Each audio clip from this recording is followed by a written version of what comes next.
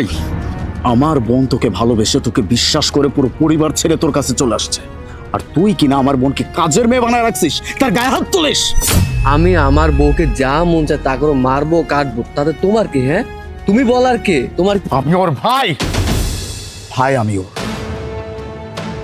ভাইয়া, তুমি এখানে কখন আসলে? তোর ভাই এখনো বেঁচে আছে, মরে যায় না। তোর কি অবস্থা আমি বারবার তোকে বুঝাইছিলাম, কিন্তু কে শুনে কার কথা?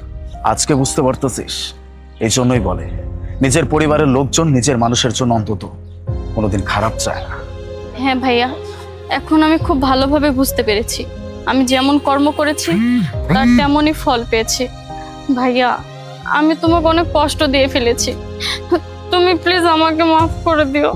হ্যাঁ, এটা মানছি যে আমি তোর উপরে নারাজ ছিলাম, কিন্তু যখন এইটা দেখছি যে আমার বোন এরকম একটা জীবন পার করতেছে, সেটা তো আমি সহ্য করবো না। তোর উপর যত রাগ, যত নারাজ, সবকিছু এক নিমিষের ভেতরে আমি ভুলে গেছি। কারণ আমি তোকে এইভাবে বড় করিনি, আমি তোকে ভালোবেসে বড় করছি। তুই আমার ভালোবাসার একমাত্র ছোট বোন। চল, তুই আমার সাথে চল। কি বলো ভাইয়া, আমি বাড়িতে যাব? হ্যাঁ, বাড়িতে যাবি। তুই কি ভাবছিস এত সবকিছু দেখার পরেও আমি তোকে এই নরকে ফেলে রেখে